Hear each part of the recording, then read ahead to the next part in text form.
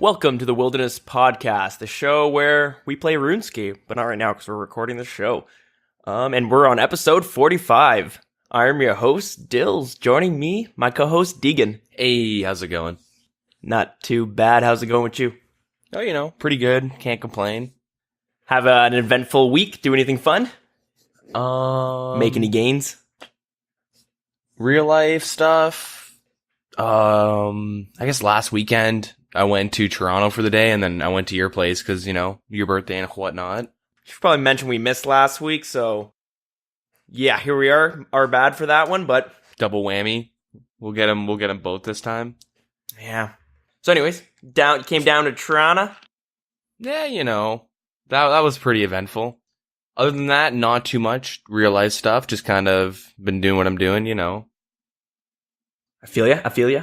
Yeah, just kind of preparing for school to start in like a month and The new school year. Oh yeah. Shit. RuneScape related, I did some Callisto and Cerberus and a little bit of Slayer. Any goods there? I lost like 100 plus K at Callisto because I hate Callisto. Did you get PK'd? Oh yeah. Oh fuck yeah. Every Callisto trip ends with me getting PK'd. Mm-hmm. So lame. I have the same issue too. I've like done Callisto like 2 a.m. on a Wednesday, and I've been PK'd by teams. It's ridiculous. You can't get that. You can't kill that boss. There was one time it was like I had to drive my girlfriend to work for like 6 a.m. on a Saturday, so I ended up staying up, and I'm like, you know what? This is perfect time to kill some Callisto. I got a couple kills in, but then I ended up like getting cocky, thinking no one's gonna PK me, and of course, like, boom. Yeah. There goes my Varric helmet. Yeah. I mean, I always protect item, but, you lose a lot of supplies and getting PK'd over and over again. I'm never going back, though. I'm done with Callisto. It's not worth it. It's not in my game. Yeah. And then I did a bunch of Cerberus. Did like 130 kills in the past like 2 days. Oh, damn. Yeah. How's that? Yeah, it's fun. I finally learned how to do the boss, so that's nice. So you want to give us a quick little walkthrough? How do you do it? What are you wearing? The boss is pretty easy. There's like multiple setups. Like some people wear like Torag, chest and legs, and all right. What are you rocking right now, though? I do Torag top, Bandos, Tacits, Primordials, Zerker, the Hasta, Dragon Defender, Barrow Gloves, Amulet of Torture. Okay. The Fire melee? Cape, Slayer Helmet, and What are you taking for spec? Holy Blessing. I've done SGS and Halberd. I've played with both of them. The Dragon Halberd. I like the Halberd more because, you can hit like over 100 with a spec, so that's kind of nice. Oh, yeah, it is, yeah. Okay, cool. The boss is like, it's pretty easy. The only thing is it has this one mechanic where it summons like 3 of these spirits, and you have to like pray, mage, range, or melee according to their color. Sure. And if you pray against it, you lose 30 prayer points. And if it hits you for 30. And like the pray time, the pray flick timing is kind of awkward.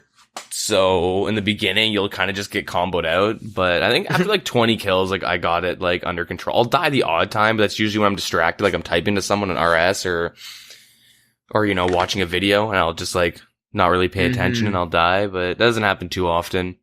All right. If you have the Arcane Sigil, though, or the shield, it reduces the prayer drain by half. Oh, cool. Yeah. But that works out. Yeah. I don't know. It's not too bad of a boss. It's kind of fun. You need like what, 93 Slayer to, or is it 91 or something? Yeah, it's 91. I have 90, but I boost for a Wild Pie. I got boost with one. Okay, gotcha. So one Wild Pie will get me like 4 kills, then I just leave. I get Is like it worth it? How are the drops? Making good money there?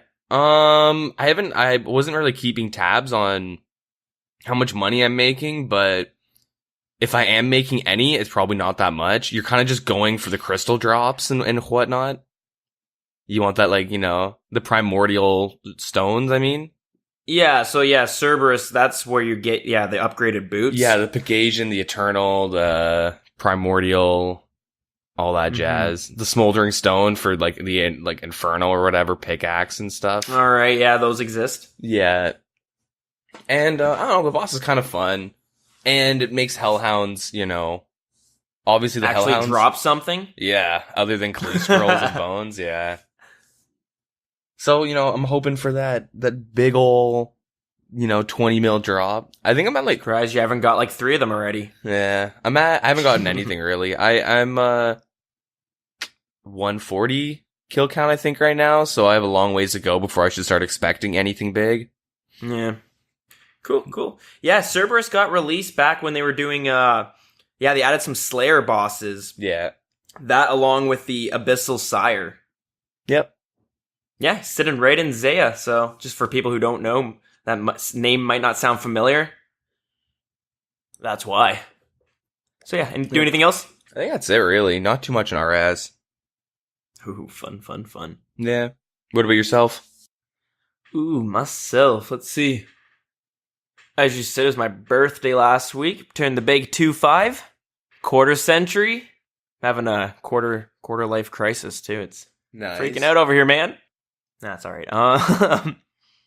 Yeah, so did some birthday stuff. And yeah, my girlfriend got me actually some new recording equipment just to upgrade our little setup here. Now, the only thing is I'm so bad with this stuff. But yeah, she got me some just some stuff, but I have to get some more equipment to go along with it, because like, yeah, I'm going into we went into this podcast thing almost blind, you know what I mean? Yeah. I know we're using USB mics, but yeah, anyways, moving on from that, just wanted to explain. So yeah, you guys might notice a little quality pickup in the future. You know, I'm just gonna get right into the RuneScape thing. What I did on RuneScape. Yeah, I did quite a bit. I finally got my 70 mining. Finally. Nice.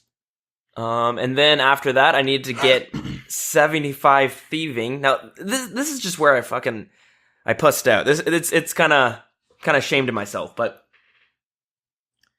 the reason I got the 70 mining was because I didn't really want to boost. I don't want to boost so early on, like every time I have a clue scroll or something where I need to level up a few levels. Yep. So I was like, you know, fuck it, let's just get to 70. And then I was at, I think, 67 thieving. And I was like, you know what? I'm just going to get to 75. Thieving's a lot faster, too. Oh, yeah. So after getting my 70 mining, I started working on thieving. And I went straight pickpocketing the Arty Knights. Yep. You know, I'm wearing full rogues because that gives you double loot. Plus, with the dodgy necklace, it gives you a chance of, like, avoiding being stunned. Yeah. So, it makes it pretty nice. So you can just sit there and just spam click and watch something else or whatever. So I did that to like level 70, and then I'm like, you know what? Fuck it, let's just boost. I don't know why I didn't boost for mining, but fuck it, let's just do it now. I'll level up later on. I just got antsy. And yeah, so boosted to 75. Did that for the hard Western Province Diaries. And yeah, working on that. Now the only thing I have to get now is 300 chompy kills. I'm sitting at, I think, close to 200, so I'm almost done. I should have it done by next week. Nice. And yeah, I went back and did my easy and hard Western Province Diaries as well, just so that I could get the reward for, like with the easy diary, you get 25% chance of getting 2 chompies spawning when you're doing your chompy hunting. Mm-hmm. And then with hard or medium, it gives you 50, hard 75, elite 100. So yeah, not too bad. Yeah, you know, I've just been working on basically the Western Province Diaries and stuff. And I'm thinking about it. These chompy kills take fucking forever. Yeah, it's a slow process. And then besides that, I'm doing some AFK and some NMZ because I gotta get my points back up. You know, when I was grinding out my strength for a while, I just like would AFK NMZ just for a little bit in my early levels from like level 80 to, I think I stopped doing it from like before level 90 though. And then I just went straight Slayer. But I accumulated a shit ton of points when I did that, and then every day I just buy my daily herb boxes from NMZ. And I've been able to do that for a long ass time, and I just randomly ran out because I guess I forgot NMZ points were a thing. I just thought I had unlimited. I said, fuck, now I gotta go back and grind those. What's a good number to sit at? Because, you know, herb boxes, how much are they each? I don't know. I did a bunch of NMZ way back in the day, so I have like a couple million just sitting. So just a couple mil sitting there. So I'll be set for a long time. just NMZ some stats to 90 and No, I don't want to have to do that because then eventually your Slayer's sitting at a piss poor level. You got to fucking grind that up. But no, I just want enough points that I can go back to. Cause, I'm kind of leveling up my Herbler on the side right now. I don't even remember why I'm doing it. I just know I am for some reason. Mm-hmm. Probably stopping a few levels, but while I was doing these chompy bird, while I've been doing other things and not doing my Herbler, I've just been collecting these herb boxes. I went to go sell them. I had a shit ton of herbs and stuff, made them into potions, and I made like 2 or 3 mil off of it. So I just want enough NMZ points that I can just keep getting my daily herb boxes without having to go back like once a week. Yeah. So yeah, we're doing that a little bit, and shit, that might be it. I feel like I'm missing something, but yeah, I don't know. But maybe we'll just move on to the news. What do you think? Sure. Quite a bit to go over. Some exciting news got dropped on us as well. Yeah. Ooh, baby. So we're going back to I guess August 3rd. Yeah, so they've added Inferno tasks. So if you've done the Inferno already, you're going to be able to get the Inferno task and, hopefully complete it. Wow, okay. So if you complete the task, you get 100,000 Slayer experience. Yeah, and you get an increased chance at the pet. Okay, cool. Not bad. Yeah. You can't use the Expeditious or the Bracelet of Slaughter to kind of, skip or go faster or save the kill or whatever. Yeah, okay, that makes sense. You can't mess with the task rate with those bracelets. So that's nice. Gotcha. They've added Tournament Worlds, just in preparation for the PvP Championship, I guess, and a little hype thing. Cool. Yeah, so that's pretty nice. And the Tournament Worlds, you go in there, your stats are all boosted to 99, and then every item in the game's available in a chest. You can just take from it. And then you're raiding Clan Wars, so you can go into the PvP portal and just go fuck around a bit. Go do some 1v1s. Yeah, most high tier PKing items, you won't find bronze or things that. Yeah. Yeah, just stuff for pures and high levels. There's no amulets of glories, which is weird. I was trying to find one. Yeah, that's a little weird. Odd. But I wonder why that is. Might have something to do with the teleport that's with it. Yeah. I noticed I think power and the strength amulet's available. Yep. But not the magic or the defense. But yeah. Weird. They've added color tags to, things like your cannons out of ammo, your kitten's hungry, run out of prayer points, blah, blah, blah, blah, blah, all the important ones, when you get a pet and when you get frozen. Cool. Good. Just to kind of help you see it. Yeah, because while I'm doing this chompy bird hunting, I try to almost always keep a kitten with me because because I massacre so many when I need to get the stews. Yeah. And the problem sometimes is when you're doing things like the chompy bird hunting, you're constantly putting these frogs down and you're plucking the birds. So you're getting these you're getting these texts in the chat box saying oh, you plucked the bird, you put down the toad. And then, so when things pop up your kitten's hungry, your kitten wants attention, you might not notice it because it just blends right in. Yeah. So it's good that things like that stand out.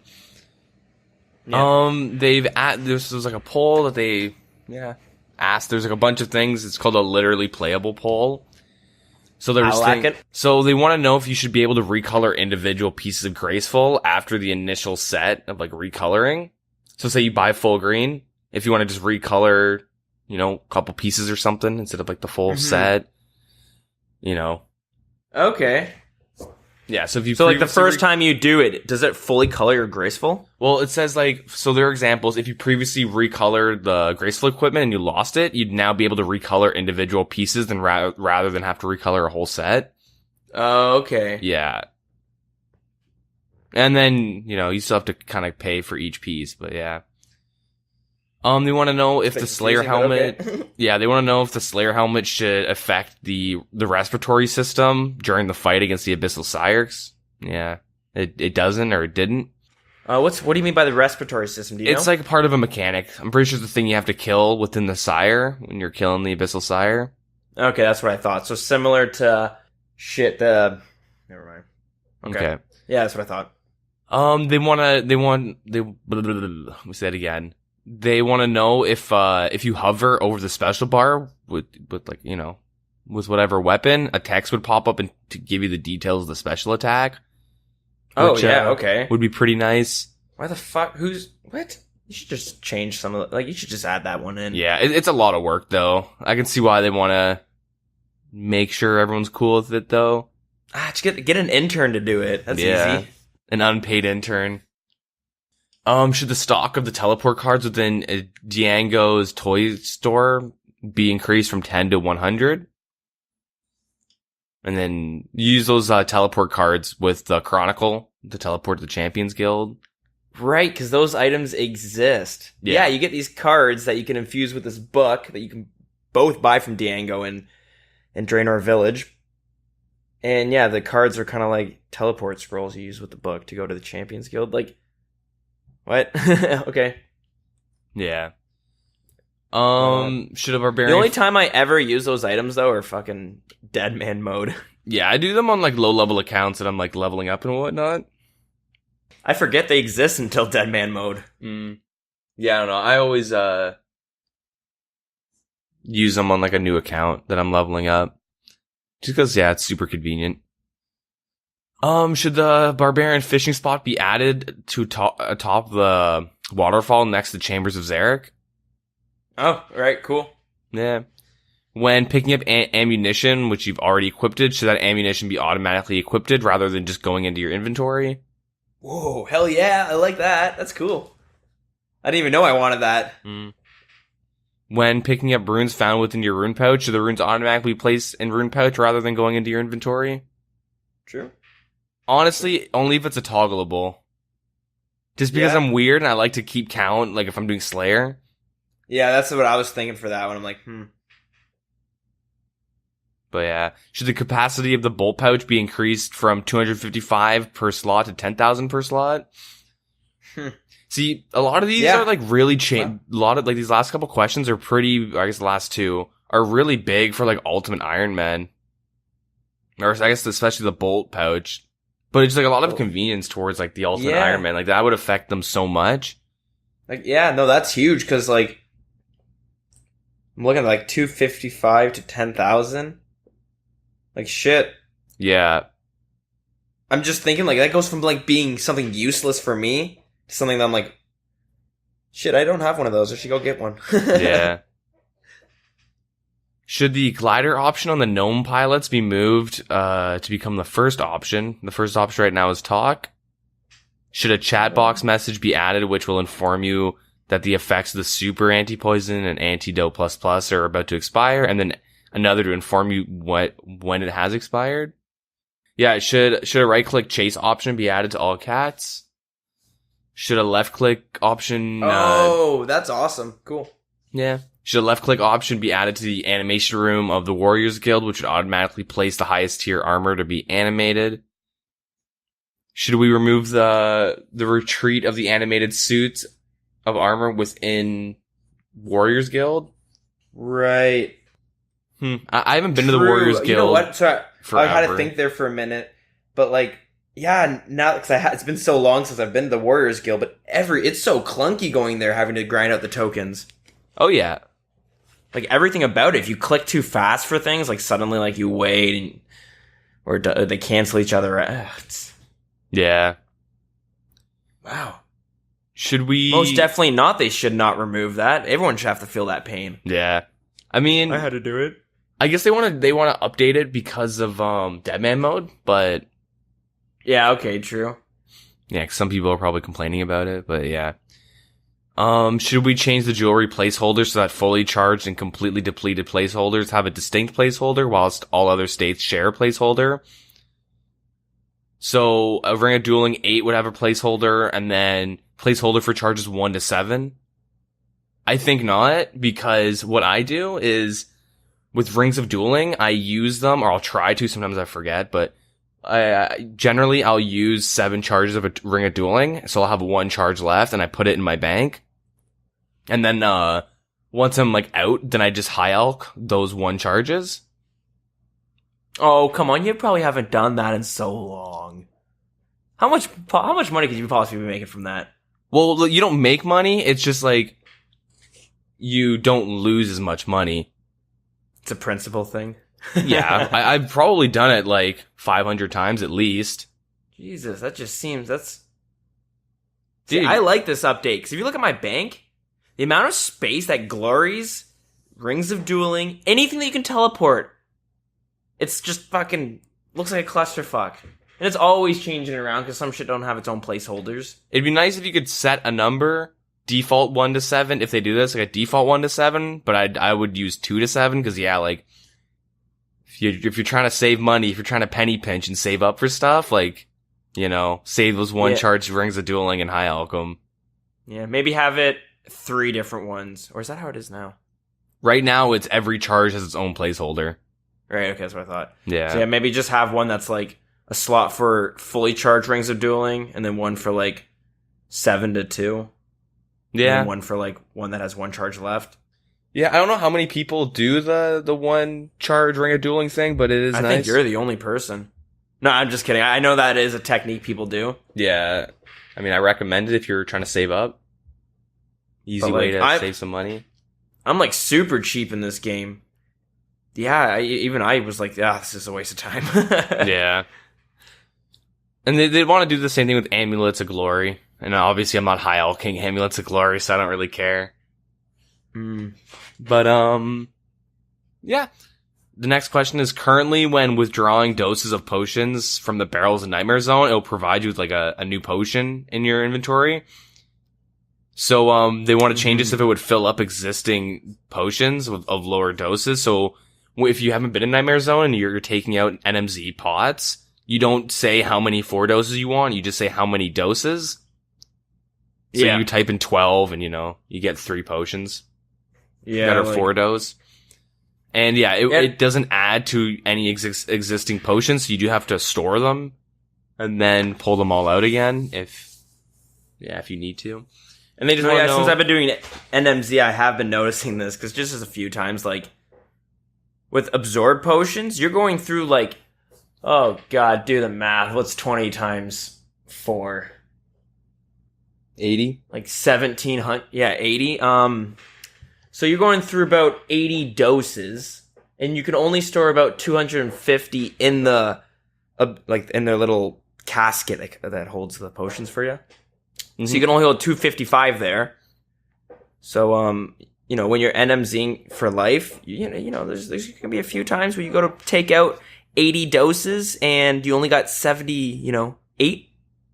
So you'll get like a potion that has 2 in there, and then you go buy some more, pull them back out, and dude, now you're missing out on 2 doses. You know what I mean? Yeah, I've always found it a little clunky because sometimes I'm out of potions, you refill it full, and then like, oh shit, what do I do now? Can I have to juggle some 2 doses? Yeah, it's like 30 seconds of more AFK, and that could have happened. But yeah, it's at a loss. You know what I mean? Yep. Yeah, I think it's been an oversight that it doesn't just add to your doses, but whatever. Should an additional option be added to the Ring of Dueling, which would teleport you closer to the lobby of Duel Arena? So the existing teleport takes you to the entrance? Oh. Sure. I'm not one to gamble at the sand casino. I don't stake. So, well, I do sometimes. I'll give money to a friend. I allegedly give money to a friend who will, So you enable someone else's gambling addiction? Allegedly do someone to do 0% commission staking for me. I'll just toss some money onto his stack so we can get better like duels faster.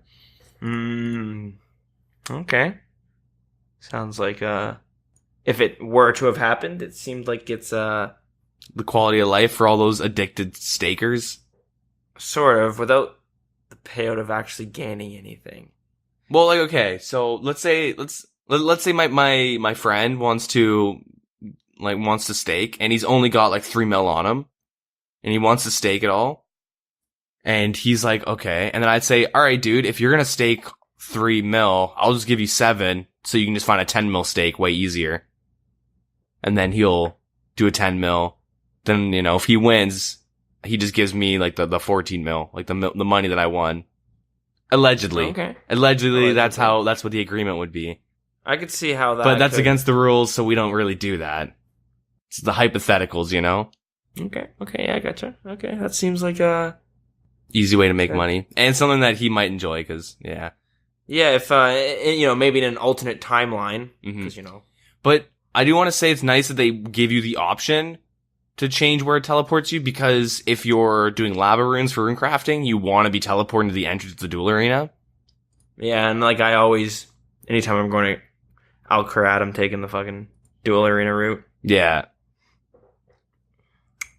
But, yeah. I guess he's being good if you want to jump and hit a bank faster, sure, whatever. Yeah, okay, sure. no, I hear it. Okay, cool. Should the high gamble option of the Barbarian Assault offer a chance of rewarding players' elite clue scrolls?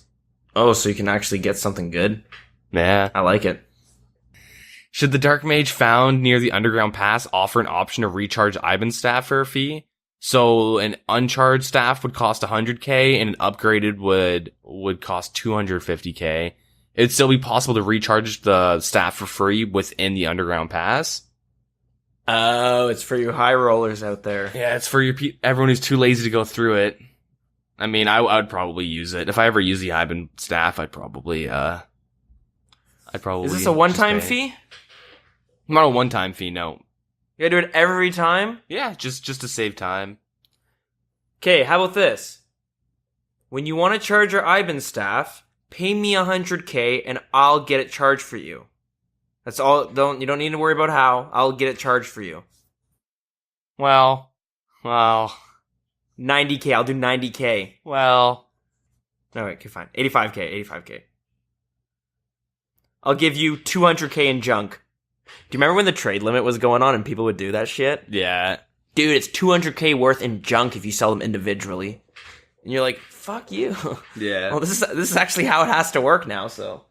Christ. Like, I remember coming back, my friends explaining to me, I'm like, so how does the trade limit work? It's like, well, you can still, trade and, get deals and stuff, because now instead of having money, like GP, we just have junk items. That's the currency. It's junk items. Mm-hmm. You're like, really? Junk items that can fluctuate in price a bit. You're like, this is stupid. Oh, yeah. Anyways, yeah.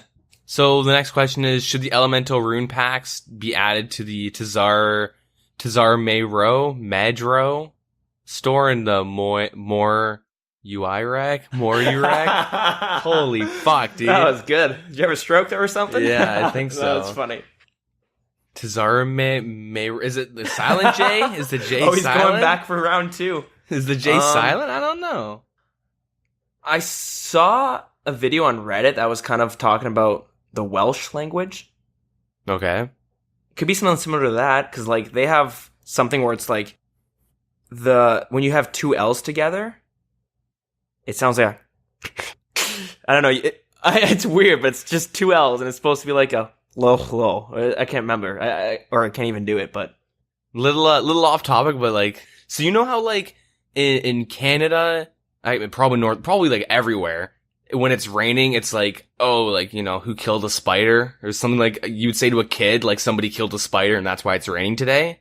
Okay, yeah. You remember that saying? Or like whatever, that would happen a lot when you're like a kid in like kindergarten or something? Yeah. So I was playing a game with my buddies and like it started raining in game and I went, uh-oh, who killed the spider? And they're like, nice reference, buddy, But I have one friend from Iceland who didn't know. He's like, what? I'm like, okay, well, where I'm from, there's like a saying, someone kills a spider, it's gonna rain. Yeah. And so apparently in Iceland, instead of a spider, it's an ironsmith. So someone, what? So actually though, so someone kills an ironsmith, it'll start raining. Okay. And he said it in Icelandic. It was like, I don't know what it is, but I like, kind of like now as an ongoing joke when I'm talking to him, I'll randomly try and say ironsmith in Icelandic because it's such a hard language. Let's hear it. It's like Jansmithur. Oh, they got weird sounds. You have to turn a TH into an R. It's like Jansmithur. I don't know. It's really hard. Like just our dialects are so different, but you like turn the TH, you roll it into an R, it's super weird, but I just found that really funny. The kill an ironsmith and it'll start raining.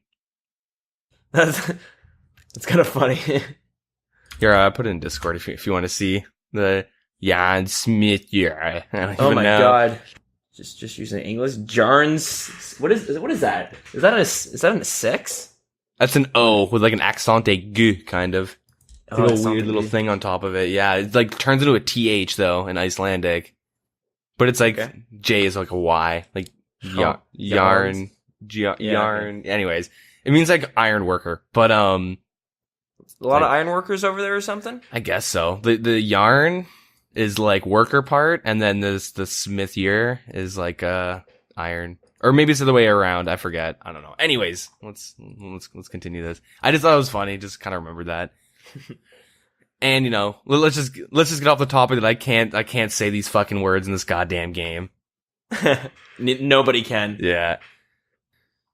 All right. So you're defeated by the Tazars. Yeah. Move on to the next question. Yeah. Anyways, I don't care for that question because I can't say it. So next one. Should Brian O'Richard automatically give players a mystic jewel when entering the rogues den?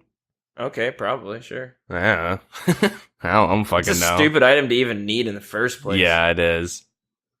Whatever. Yeah. Should the appearance of the quest interface be recolored slightly to aid colorblind players? Yes. I actually watched a video today on how video games in general don't cater to like the two most popular colorblind types of players. Yeah. I forget what the words are, but it's like blue. Is it blue or blue green and like or blue yellow? I don't know. There's one that like makes things look more yellow and shit. Anyways, and the dude was doing comparisons like a bunch of games and stuff and just showing, and it's like I think games should kind of offer more colorblind options, and when they do it for the red blue or whatever it is, the red blue colorblindness instead of like the other kind. But I think they really should.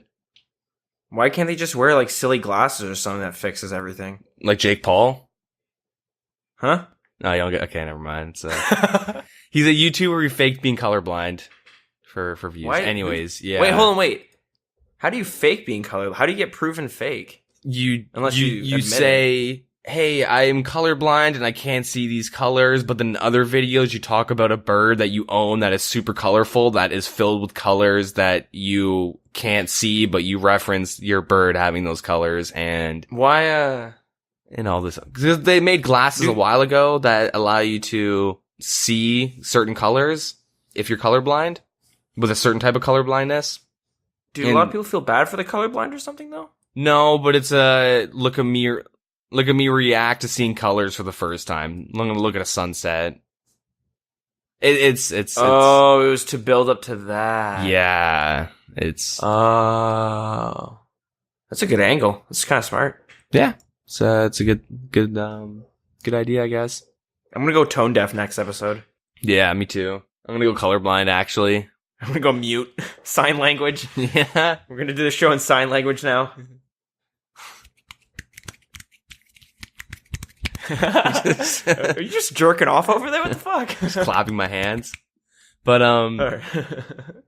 But yeah, so next question. Should successfully defeating the champion of champions, Leon Decour, be rewarded with a cape similar to Toby's and Varrock?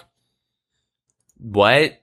Huh? You get a cape for killing I have no idea what this question is about. Is this for RuneScape, or are you fucking talking about League of Legends? I mean, sorry, are you talking about World of Warcraft? Oh, I'm not even on a... Dude, I've been reading the wrong questions for an MMO. I've been reading Albion Online this whole time, dude. Yeah, I thought so. Yeah. Everything sounded a bit off. I want to say Leon Decour is for King's Ransom or whatever, where you get piety and shit, or the mini game that you unlock, but I don't remember. Close in the sense that he's not part of any of that, but he is in the game. So yeah, in that sense, I'm in the same realm. He is. If you know about the Champions Challenge minigame, you can get they're very rare to get, but there's a bunch of monsters that drop champion scrolls, right? Okay. I'll say the monsters right now: imps, goblins, skeletons, zombies, giants, hobgoblins, ghoul, earth warrior, Joger, lesser demons, and then Joger, and finally lesser demons. Okay. So each one of them offers the scroll, which you would turn into the Champions Guild, and then you get a fight, an Imp Champion, Goblin Champion, whatever. And you get health and Slayer for killing them, right? Yeah, you get like a very minimal amount of health and Slayer experience. But also with each fight, there's special rules to it. Mm-hmm. So, for instance, the very easiest one to fight is the Imp Champion, level 14. Rules, no special attack. Yeah. Goblins, you have to do like magic only, right? Yeah. So who's Leon Decour? So Leon Decour, once you've killed all of those,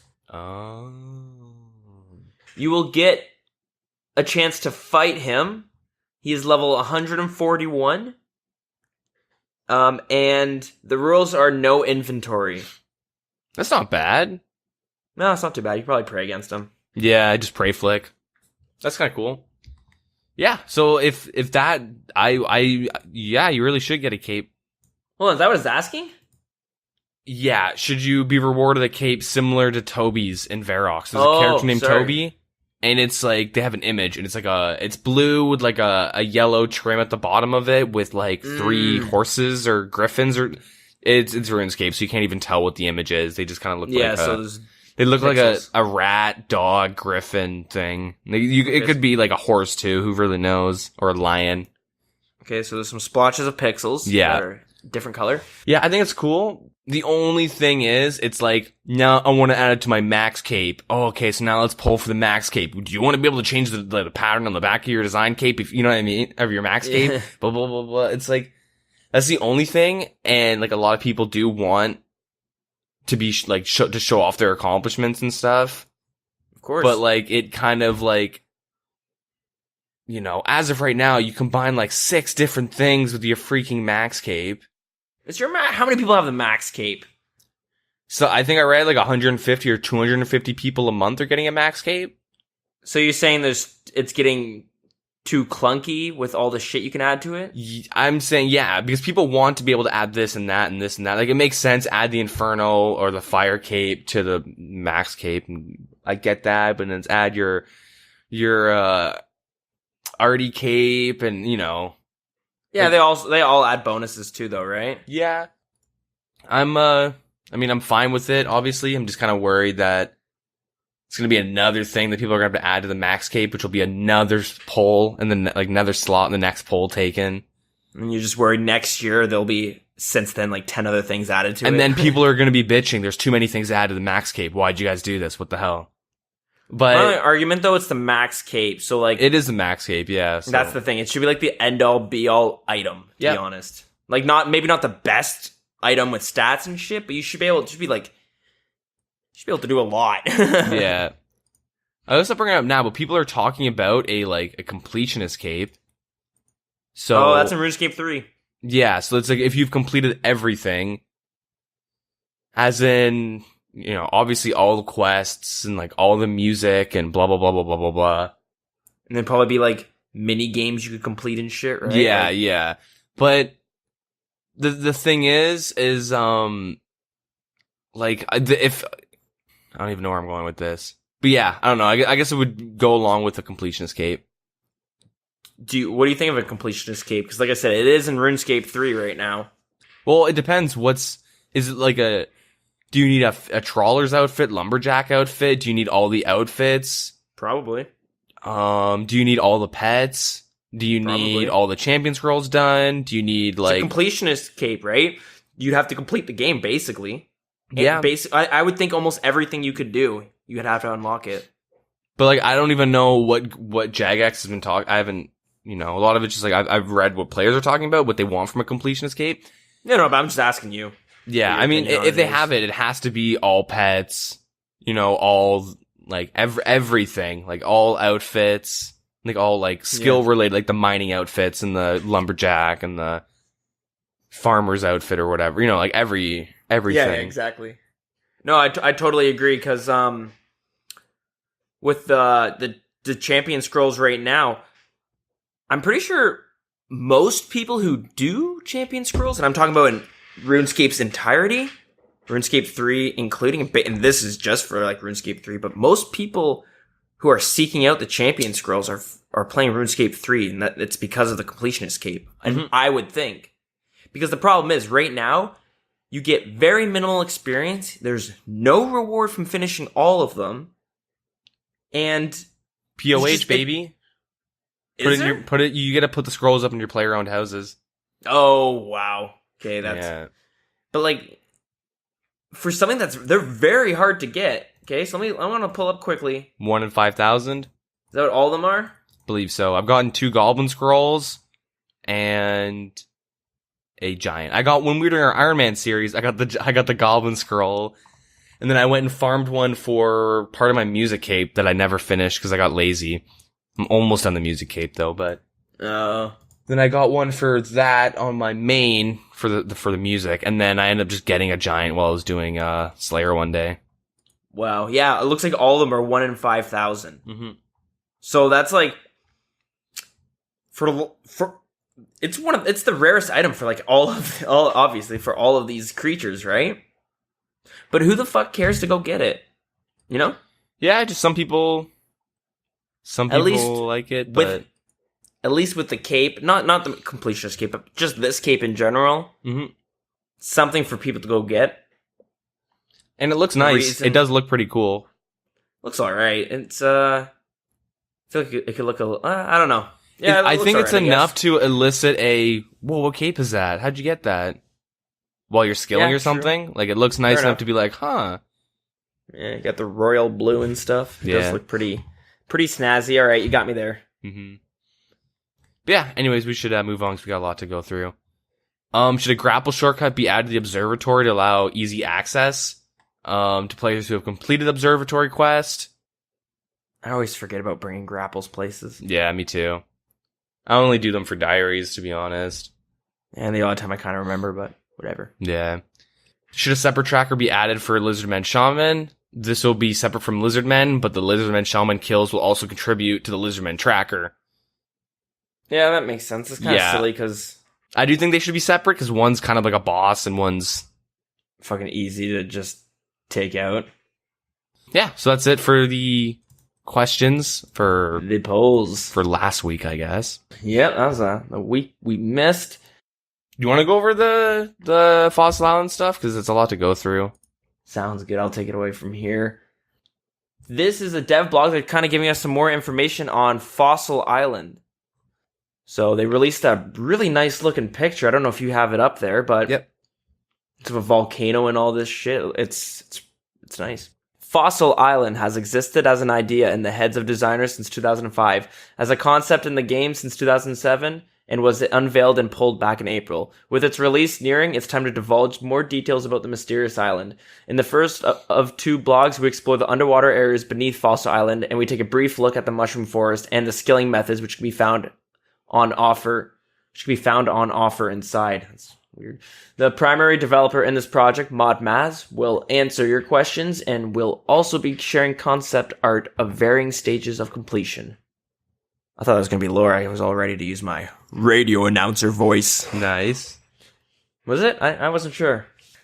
All right, so yeah, they're bringing a lot of new things with this Fossil Island, and we've talked about it before, but yeah, their kind of idea is train like every skill at the same time and just get a meh amount of experience for it. You know what I'm saying? Yep. All right, so yeah, let's dive into some of the things they're going to be adding in, or some of the new mechanics, I guess. All right, so they're adding air mechanics. So yeah, if you don't remember before, there's an underwater section of Fossil Island, and I believe there's another section that's probably above land, which is probably the mushroom forest they were talking about. So we're going to go into the underwater section, and they're bringing in the air mechanics. So getting to this area, it requires the diving apparatus, which I think you get that in Recipe for Disaster. You don't need to be high level either.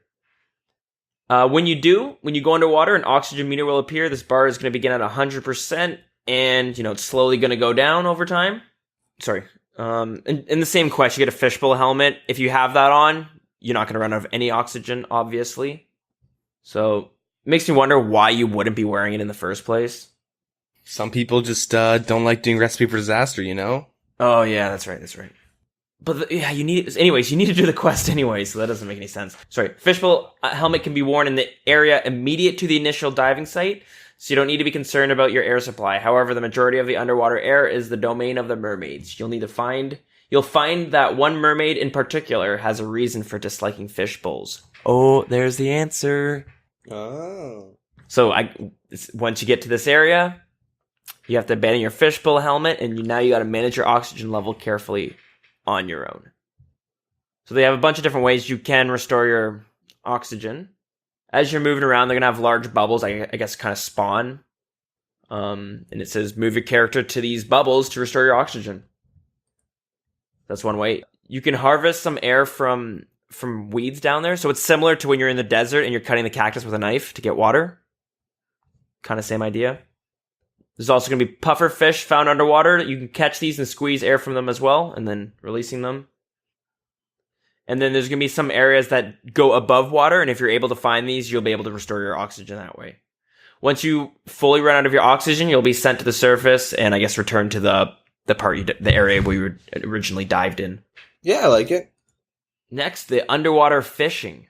So you're going to need level 47 fishing and 4400 to begin. And you're also going to be rewarded in both the skills for experience.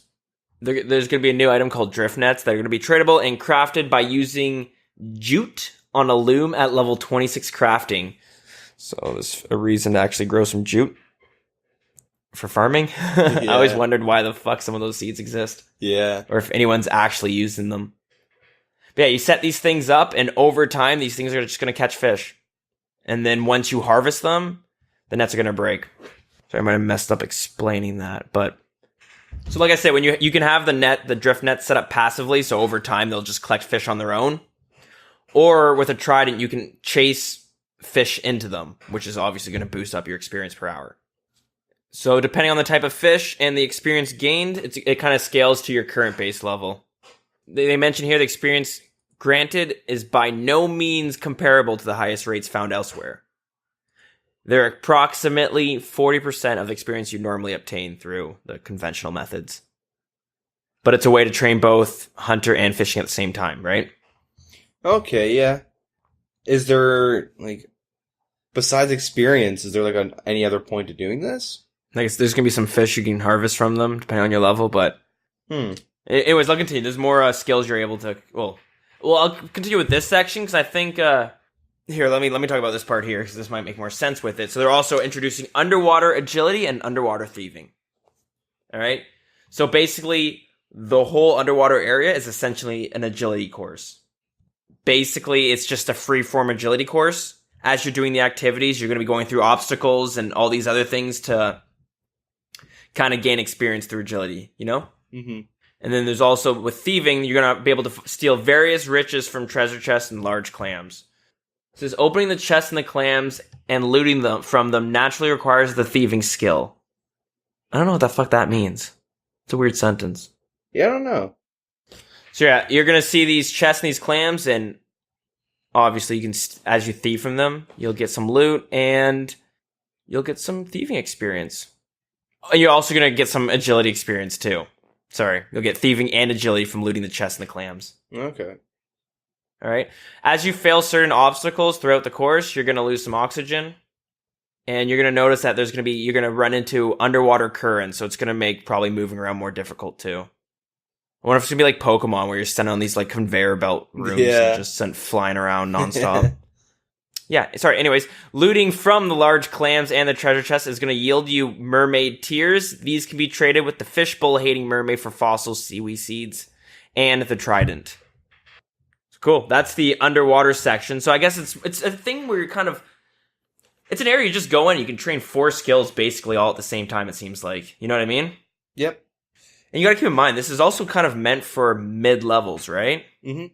Not necessarily high levels, but it's a good way for, because you need 47 fishing and 44 hunter to do the underwater fishing, right? Yeah. Doesn't mention the thieving, but yeah, so fairly easy to get. And yeah, the experience isn't going to be that good. But think about it. You could set up these drift nets and then go train agility and thieving. Or something like that. You know what I mean? Come back and harvest. And then you're training hunter, fishing, thieving, and agility all at the same time. Yeah, getting a lot of experience macro-wise. Getting a lot of different types of experience. Mm-hmm. I wonder if you're able to do I wonder if you're able to do all 4 at the same time, or if they're going to be kind of separated. Because they separated them in the dev blog. I'm hoping you can train all 4 of them at the same time. You know what I mean? Yeah, that'd be really nice. But anyways, I hate agility, so more methods to train it. Yeah, I'm loving it. Yeah. All right, so that leaves the underwater area. So next I'm going to move on to the mushroom forest part. So above ground, like I said, you get a mushroom forest. Woo! It looks really nice. Sorry, I'm just going through the pictures right now. This looks like HD RuneScape. You know what I mean? Like, they're fucking use the OS HD client. Yeah, like it looks, it's pretty high quality. Yeah, it's good. I like it. Ooh, maybe we'll see some high definition update in the future. Hopefully. Maybe. All right, so a few things you can do up on the surface. First, we'll talk about the prayer training. So within the mushroom forest, there is a pool of fungal life. You can add pyrophosphate and calcite, both of which are found around the island. And this is going to fuel a chemical process which will recalcify fossils into enriched bones, thus granting prayer experience. The fossils and the bones are both going to be untradeable, though. All right, keep that in mind. Mm-hmm. I think we've talked before when they first brought this up in the dev blog, but there's going to be areas where you can construct and set up some birdhouse traps, which can be used to lure and capture birds.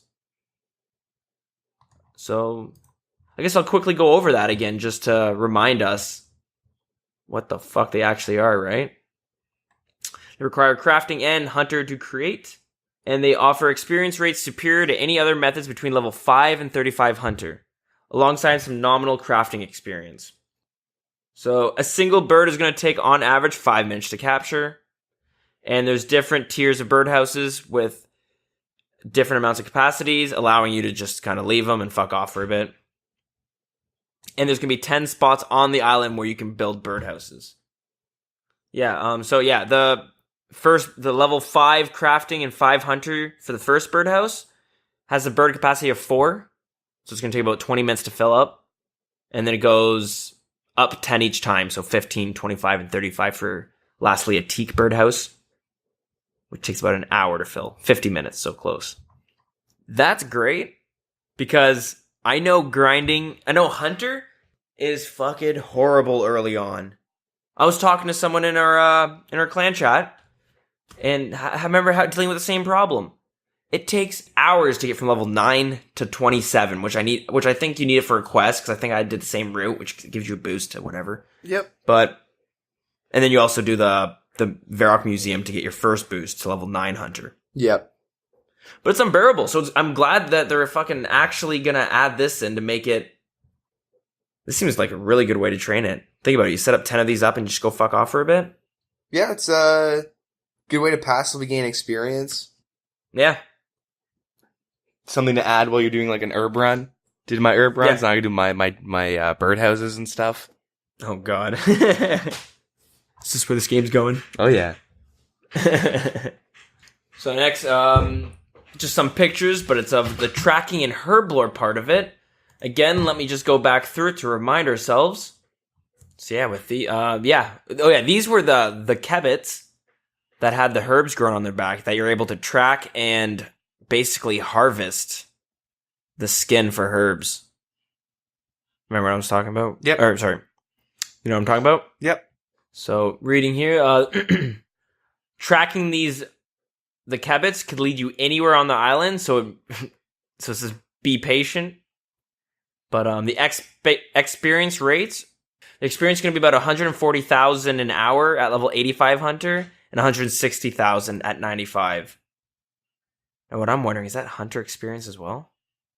What I'm wondering, is that herblore experience as well? I thought you got herblore experience, but I could be wrong. If you're able to get like 140,000 herblore experience an hour, dude. I don't know if you'd be getting that much, but that would be stupid. That would be so dumb. In a good way for me, because I need to get my herblore up for raids, but it would kill the skill. It would absolutely kill making potions for money. Yeah, it makes no mention of the herblore experience. Yeah, so maybe not, but who knows? Maybe. Let a man dream. Yeah. So and then with that, they have some questions and answers with Mod Maz in regards to Fossil Island. So we'll go through these. So the first question is, was the underwater area present when Fossil Island was first envisioned? He says, absolutely. Mod Mark and I wanted to try to fit in a little bit of most environments into Fossil Island, featuring volcanoes, swamps, and under the water. Question 2. What difficulties did you face in developing the mechanics found underwater? Previous underwater content was tightly restricted to just a few quests in a very small environment with just 1 or 2 things to do. To facilitate the ability to interact with many different items underwater, I had to hook into fundamental game systems such as those used when you wear/drop and pick up items. This was quite challenging to do without interfering with the rest of the game as a whole. Alright, so engine problems, right? Yeah. Good old the engine work meme. Oh yeah. Question 3. What rewards are offered by the mermaids? Asking the good questions. Mermaids are fickle creatures, often over-emotional or just plain strange. So they have just decided to offer their own take on a trident. Not for comment, but specifically made for underwater fishing. This is an addition to the fossils they have found under the water and seaweed seeds. What do you think of a trident as a weapon? And I mean, like as a melee combat weapon. A new weapon called a trident being introduced to the game, not the fucking toxic trident item that we already have. Or the trident of the seas, I should have said. So it's pretty much like a spear or something? So it's like 3 spears. I don't really know what it would bring to the table. Because we have spears and hastas, right? Yeah. So what would this new weapon like bring to the table that'd be like new? Well, okay, this is just a suggestion. Every time you hit them, 1 hit, you could do 3 splats of damage because you got the 3 prongs. You know what I mean? Would they be like capped at like 10 or something? 10 or 15 per splat? Yeah, maybe. I like that. That's good. I think we're onto something here. I got it. How about this? And then you can dual wield the tridents if you want. And then you can do 6 splats of damage. And how about this? The special doubles how many splats of damage you do. So 12 splats? Yeah, how about that? Well, you know. Okay, I guess that's that's a little out there, a little outlandish. But like make it extremely hard to hit, like a 1% hit chance. I'm not really for gimmicks like that, but I don't know, because like right now, the Hasta Spear, because I feel like it would just go in the same realm as the Hastan Spear. It would have to bring something new and unique that like the Hastan Spear don't have. Okay, here's a good idea. Why don't you add a boss who's weak to tridents? That's what they do right now, right? Yeah, pretty much. Did I that love with it. Corp and Spears and stuff like that. But I mean, it just kind of depends on how they went with it, how they went about it. I mean, they do look cool. It would be kind of cool. What if if it was a category of a spear or a hasta or something? Yeah, I like that. That's good. Yeah. I don't know. I'm open to the idea as long as it's like, you know, executed correctly. All right, now let me ask you this. What about new tier weapons called pitchforks? Eh. Not so much? Eh. All right. It's pushing it a bit. I guess so. Okay. We'll wait a year. Getting some dragon pitchforks.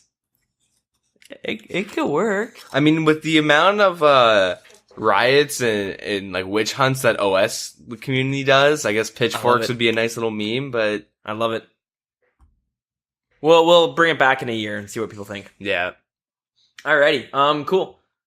The next question. Does the seaweed farming work in the same way as all other farming?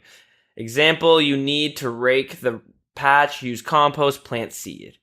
Apart from being underwater, yes, fertilize your patch, plant your seed, and go do some drift net fishing or agility whilst it grows.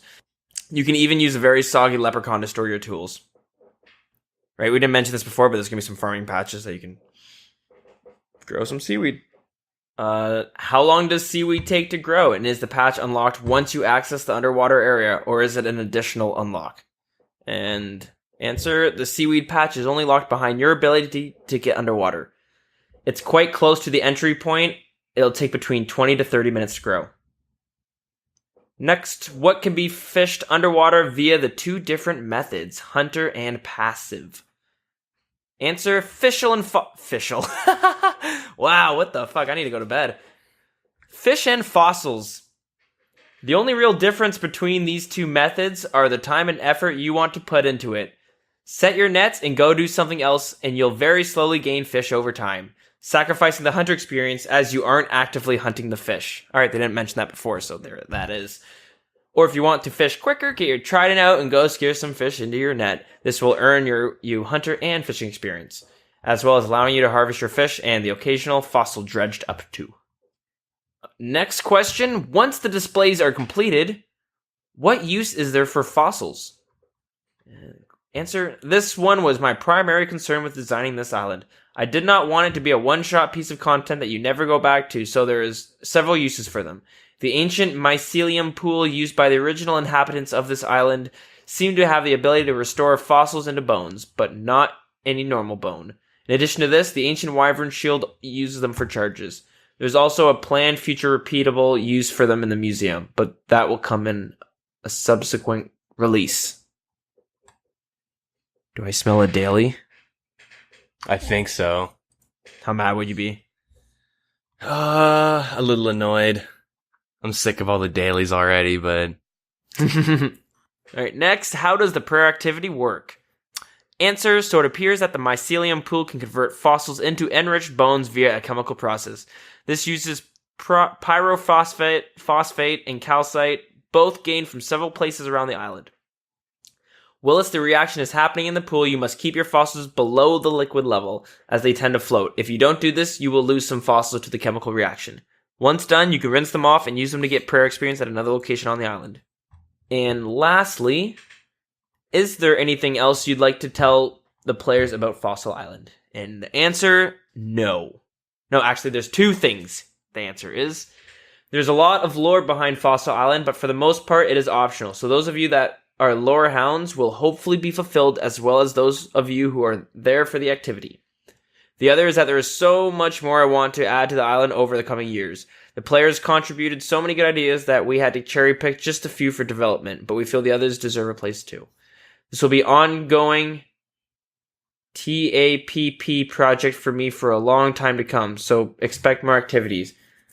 What's TAPP stand for? I have no idea. And yeah, okay, so that's about it. And at the end, they released a little teaser picture of, as we mentioned before, that there's going to be a volcano on the island, and which is where if you remember, Mining Todd's going to be coming into the game. So That's where that's going to be taking place. There you go. There's Fossil Island. What do you think? You getting excited? The artwork is super nice. Yeah, it looks really good. Like, aesthetically, like, all the zones, like, I love the look of all the little areas in Fossil Island. Yeah, like I said, I was looking, especially on the surface, and it looked like it was on the OS HD client. Mm-hmm. You know what I mean? Yeah, like, it's pretty high quality. I don't know I don't know if I'll realistically be doing the agility, fishing, and hunt, because I'm kind of past that part. I'd rather, like, if I'm hunting, I'm more of the type of person that I'm gonna do red chins for money and experience and that type of stuff. But I guess this is also geared towards the mid-level players and whatnot. Yeah. And, it's kind of there's interactive and AFK routes for experience, so. And also like they said, there's gonna be some reasons for you having to go back. Like you said, the new shield's gonna need charges. Yeah. So honestly, I hope they're kind of untradeable. Wait, they are, aren't they? Sorry. Yeah. So yeah, there is gonna be the reason to have to go back there. It's pretty cool. It seems awesome. Like, yeah, I'm pretty pumped. Yeah, I like it. And like we said, this isn't just it. There's gonna be wyverns being added. There's the mining Todd. Yeah, there's a lot more to come. I honestly thought Fossil Island was coming a lot earlier, but I guess they're taking their time with it. I thought it was gonna be out by now, but. You know, there's a lot going into it, and I just didn't know when the release date was. I still don't know, but yeah, it'll be nice. And I swear, for RuneFest, they were talking about how they wanted to release, I think it was like 2 quests this year. Oh, really? Yeah, I thought it was like a new troll quest. Morning's End Part 3, let's go! Oh, hell yeah! I'm waiting for a Sheep Herder. Yeah, the sequel 3. Oh, dude, I can't wait. That'll be dope. From Varrock to Camelot, through White Wolf Mountain. Travel Gilnor, shearing all the sheeps. I'm not shearing, sheep herder. Oh, sheep herder. I thought we were talking about sheep shearer for a second. No, we're doing sheep herder. Fuck that. Yeah, there's the expression I'm looking for. I was brought some sheep across the whole map, spent an hour. Yeah, 3 of them too. That'll be fun. Yeah, so let's see a sheep herder 2 and 3 coming out, but sorry, just that I just reminded me because Fossil Island we originally heard from was in Runefest. I mean, we still got a few months to go. I know Runefest is just around the corner, but if you remember, I think last year. Oh, sorry. Yeah, Runefest just around the corner, so we'll hear some more about what's going on, I suppose, in the future too. Yeah. I swear there's going to be 2 quests coming out. Maybe I'm wrong. I hope you're right. I love getting those quests done. But, yeah. Yeah, you and you only. Overall, though, any final thoughts with Fossil Island? Seems pretty good. It seems the underwater section in particular, I may not be doing too often. I'm more interested on the above island shit. Yeah, I was gonna say that the prayer, the tracking, the bird's nest stuff, the kebits too. Yeah, like if this might be a new way to get herbs. Yep, or a new way a new really good way to get herbs, I should say. Yeah. Yeah, so yeah, like I don't know if I'll definitely try out the underwater stuff, but I don't think I'll realistically be doing that a lot. Yeah, I might only do it when I have to. Mm-hmm. But I do like it, and it's cool to see some content for some lower levels too. Yep.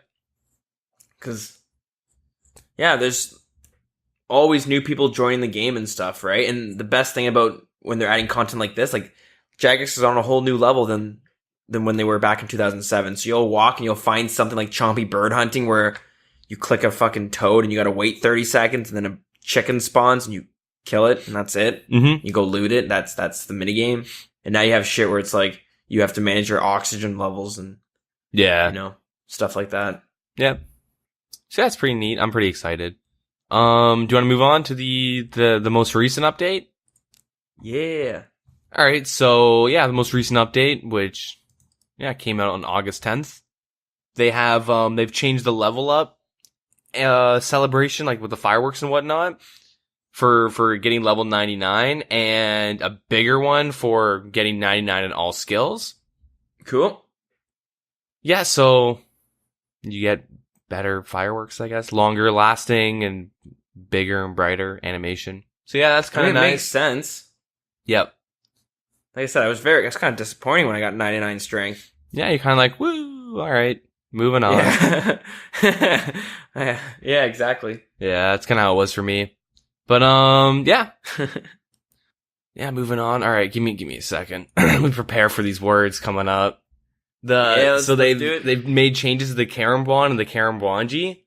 So the Karambwan, normally when you're gonna fish Karambwan, which no one does because it's awful, you'd have to fish the Karambwanji, which aren't stackable. So you would get like 13 or something. You'd fish 13 of these Karambwanjis, or 14. You put them in the vessels and whatever, and then you'd fish your Karambwan. And it took like so long to like fish a lot. So what everyone was doing was buying them from the shop. It was the one thing where you were glad bots were in the game. Because the bots were just buying them out of the shops and fishing themselves. Yeah. So, so they've changed it. So they made the Karambwanji stackable so you can fish them. And you'll catch shrimp and Karambwanjis too. But it's like 100 every 10 minutes, I think. I watched like a friend's video who was like doing hour loot sessions. Oh, wow. Yeah, so I think it's like 100 per 10 minutes or something like that if you're fishing them. But you can buy them too. They're like 10 GP each and they go up to 50. So you buy a bunch, you go through like 1,000 an hour or something like that when you're fishing. So there's one spot northwest of the Brimhaven, northwest of Shiloh, near like the Brimhaven section of Karamja. Okay. So like, you know that little southwestern like section of that whole island where you have to go down the little path? You can take a glider down there. Yeah, it's near, I think it's DKP. I think that's the ferry code. Anyways, there's like one spot you can go to fish the Karambwan, and they have a chance to just eat the bait. So you're pretty much using 2 bait for Karambwan about. Right. So yeah. It's super AFK. If you have like a quest cape and like easy teleport method, like to the duel arena or I mean to Castle Wars or something, you can fish these pretty well. And so it gives like Iron Men and I guess other people that just want to fish them for themselves, maybe sell them, like new ways to do it. It's super AFK fishing. You get like 35k plus an hour, maybe like 35 to 40k an hour if you're fishing them. And they're pretty AFK. Okay. They actually cut the Karambwan fishing rates in half because, you know, it's so accessible now. Yeah. So it's 50 per Karambwan. It's funny. We've tried to explain how to catch Karambwans like 17 times on this show, and like I still don't understand myself. My God. Yeah, you put the bait in a vessel, and then the vessel it was stupid. Anyways, it's good how they changed it. It is no longer to cook raw. It's no longer possible to cook raw Karambwanji, except when you're doing that for the Taibo Wanai trio quest. Right. Yeah, so all cooked Karambwanji are now just raw when you log in. Okay. Yeah, they had to do that to make it stackable and blah, blah, blah, blah. So yeah, it's pretty nice. Probably see Karambwan prices drop. I mean, as of right now, I wouldn't be surprised if it crashed because people panic sell, but... Yeah, normally. Like, they are normally about close to 900, and now we're looking about 700. Yeah. So now would be a good time to buy them up. Hopefully they don't go past 700, but... Yeah, as everyone's dumping them, I might just buy a couple, stockpile some. Hopefully they don't keep crashing. Sure. I always keep some on me. Yeah. Yeah, pretty decent. That's pretty much it for today's update. Just the level ups, the Karambwan changes, which admittedly are kind of big. The Karambwans were like a pretty big issue. I know Iron Man, everyone just defaulted to buying them. You'd get the trading sticks to unlock the shop and you would just buy them because it's like way faster. Like I said, I never really even knew how to fish them. Like I would read the wiki on how to do it and just like, what? Yeah. I did it once for the Taibo Wanai trio quest. Like during that, I just wanted to catch a couple, but I had never done it. It sucks. Yeah. So what's coming up? Well, there is a PvP championship just a couple days away. Oh, that's right. So it'll be this weekend, the 12th and the 13th, Saturday, Sunday. Yeah, they have a stream schedule up on their, like up on this post. They have like a, PvP, I guess. The tournament schedule. They have all the times and stuff, the conversions. Oh yeah, I can see, fucking cool. The match times, I like it. Yeah, so Saturday will consist of, rounds 1 and 2, and then quarterfinals for all brackets. The 1v1, the 5v5, and the 20v20. Okay. And then on Sunday, they have the quarters and semis and finals, I guess. Nice. So Saturday goes for about 4 hours. Probably go a little bit longer because it always delays. And then Sunday, it'll be... like 5 hours? 5 to 6 hours? Yeah. Like a little over 5 hours, but, with delays. So there's good chunks. Pretty fun to check out, though. Yeah. If you're, you can always just pop open the, or Twitch on the RuneScape section on Twitch and you'll definitely find it. Yeah. Cheer on Team Wilderness. Hell yeah. Yep. Did you make it in? No, I didn't. Oh, I didn't make it in either. I thought you did. No. Not yet. Oh, okay. So, year. the winner of the 1v1 will receive 10,000. The winners of 5v5 will receive 10,000 and 20v20 will receive 10,000. There's a representative for each team and they're given the prize money. It's their responsibility to share the winnings. Is that all in caps? I feel like they should put that all in caps. It's italicized. Ah, there we go. Yeah. That works. So applications have closed. Sorry, a little late to the party, but yeah. Cool.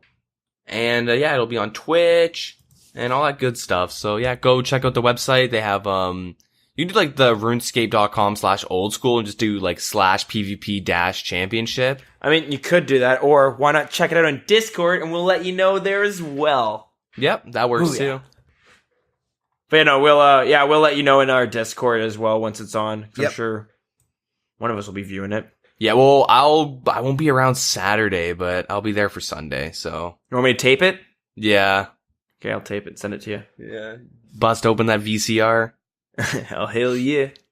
But yeah, that's pretty much it for the updates. Let's see anything else in the other news parts. Nothing like important really. So wow, cool. Lots of fun stuff coming up to see. I'm pretty excited for the PvP championships. Number one, it's the first one, and the first one's always a shit show, so this is gonna be great. Second, it's what basically everyone wanted out of Deadman mode. So cool. And I'm fine with a Deadman mode tournament and PvP tournaments going on at the same time throughout the year. You know what I mean? Yeah. Dude, I can't wait for the one tick tournaments. The skilling tournaments? Oh, hell yeah. That's going to be sick. That'll be intense. Dude. I'm definitely going to sign up for the woodcutting bracket. Yep. Like, when I was younger, that's all I did in RuneScape. And so, like, it kind of feels like something you're just kind of born into. Look at this. He's elking while woodcutting. Oh my god, the madman. Starts fletching some darts, too. That's good. So yeah, we'll have to keep our eyes peeled for the skilling tournaments coming up, too. And then last, of course, following up with the Fashionscape runway shows, right? Mm-hmm. RuneScape's next top Fashionscaper. Jagex next top model. Yeah. So yeah, cool. I'm pretty pumped. I like all that. So Sounds good. Seems good. Yeah, with that being said, should we zip to question time? I think so. Q&A time. Or question of the week time. The question of the week, or 2 weeks ago, was... What was it? I don't remember. If there's something from your old school RuneScape account that you could put on your resume, what you gonna put on it? So we got an answer on Discord from Para. He says, I'd probably put my odd yearning to train all skills at a profit regardless of speed as a source of good economical prowess. And I barely understood that, but that's definitely a higher in my books.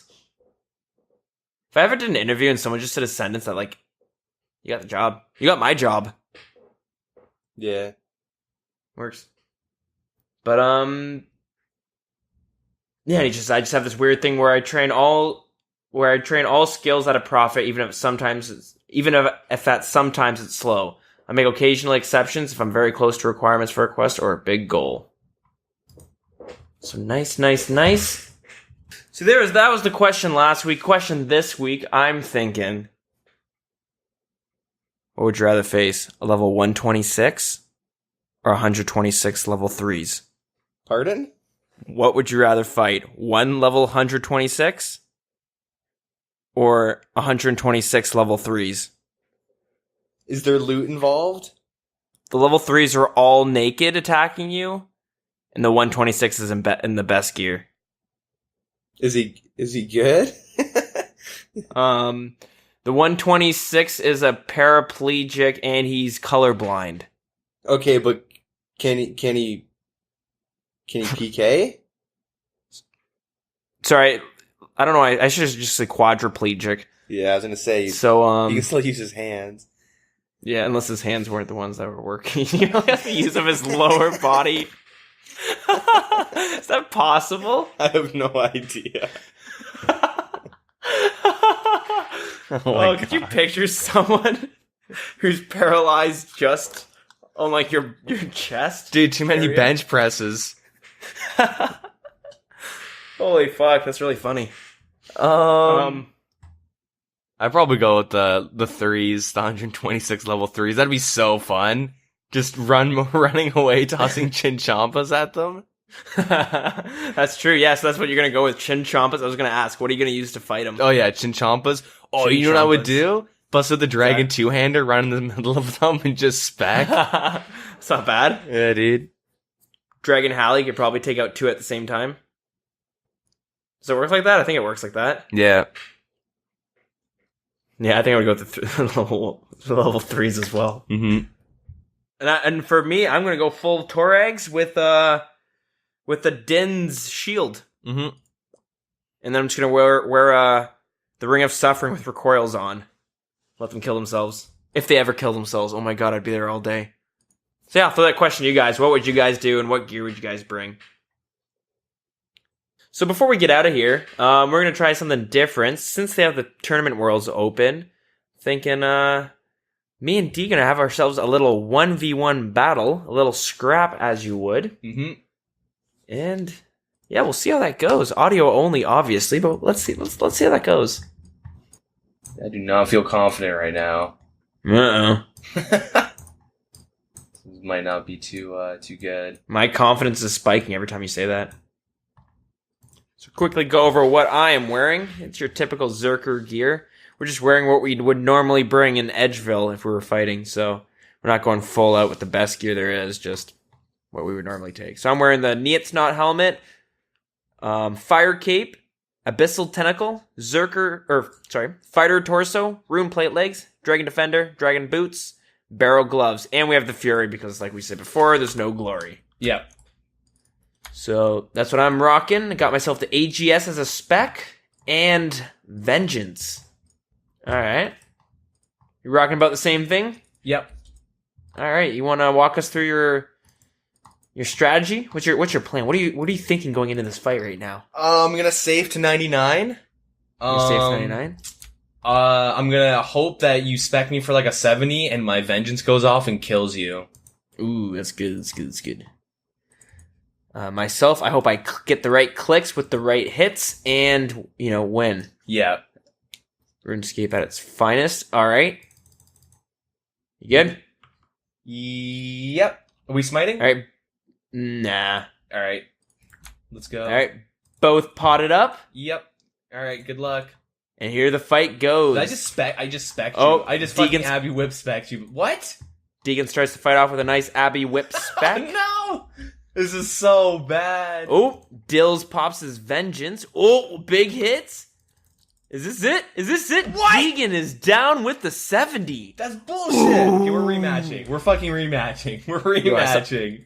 I still got full food, too. You fucking just randomly hit a 70 on me. Fuck that, dude. Dude, I need to get an AGS. Yo, cut the tapes. Just Cut it. redo Cut this. it. Nothing happened. All right, we're going best of 3. We're doing Even a if I best of lose, I'll 3. just edit it out. No, I'm just kidding. We're in the same area. You lose all your items when you die? No. Nice. You want to get your spec back? Nah. Wow, confidence. All right. Let's roll. Round 2. And the fight begins. Round 2. Oh, Deegan hits a 20. Dills falls up with a 15. Popping the vengeance. Nothing I big. had shift drop on. That's my bad. Oh, some big hits. Dills drops to almost a red bar, but comes back to full health. Deegan drops below 50. Dills goes in with an army spec. Not a spec, but just a hit and misses. Nothing big. We both start safing up to full health. We're looking pretty good. Deegan pulls out his two-hander, misses. It's a nice, good, juicy 0. Wastes his spec on a 0. Deegan follows up with a 20. Vengeance popping off. Both vengeance are up. This looks like this could be it. Oh, some big hits just got hit with vengeance and oh! That's a double KO. There was a double KO as both vengeance drops. Both Deegan and Dills pull out their Armadillo specs at the same time. Deegan hit in a 45 with Dills in a 35, both dropping. But you died first? No, that doesn't count. We're both dead. All right. We're still in this. We're still in this. All right, so it's still 1-0 you. Yep, let's roll in. Fight starts. Both vengeance are on. Some big hits going off with a 20 and an 18 on both of them. Oh, Dills hits a 43, goes with an Armadillo spec. Hits a 21, goes in for another Armadillo spec. 37-0. No cigar. I don't know why I'm saying what I'm doing before it's done. You're like, oh, he's gonna spec me. It looks like Dills is going in for an Armadillo spec. Bunch of zeros getting hit right now. And a 3 and a 1. Ooh, exciting stuff. Dills sitting at quarter, Deegan at Dills sitting at 3/4, Deegan at 4/5. Oh. Dills drops below 50. Heals back up. Oh my god, what's with these zeros? Bunch of zeros. Oh, 9 with a vengeance being spec'd. Dills pops his vengeance on. Oh. Dills clicks his Armadillo. Two-handed to hit, but accidentally hits the special. Has no special, so he misses a hit. Oh my god, I can't hit you. Oh, Dills drops below 50. Safes back up to 90. Yo, this is rigged. This is rigged. Bunch of zeros right now. Nothing special. Oh, No, I'm dead. I'm dead. Big hits. I'm dead. You caught me and I was swapping. Dills with the KO with All a right. 27-13 with Best the of 5. vengeance, followed up with a 40 with the Armadillo two-hander. Alright, we're doing best of 5. All right, but Dills reigns supreme. That was kind of fun. We should do our own little wilderness podcast tournament. That was kind of fun. Yeah. All right, guys, but I think it's safe to close off the show. I'm getting a little tongue-tied. My dog's coming down. I need to get some sleep. What do you think? Yeah, I think it's time. All right, quickly before we get out of here, if you want to get in contact with us, you can find us on Facebook at facebook.com/The Wilderness Podcast. Find us on Twitter at The Wilderness RS. Our email is thewildernesspodcast@gmail.com. And if you want to join our clan chat in-game, it is WildCC. And lastly, if you want to get into our Discord, let us know and we'll get the link out to you. That's the only way I know how to do it. Yeah. Yeah, so I guess that's it. Sorry we missed out on last week, but, shit happens every now and then. Yeah, thanks for listening. This was episode 45. Next week, 46, right? I believe so. It's gotta be. So, yeah, thank you for listening, guys. Till next week. Yeah, take it easy. Have a good one. Bye-bye.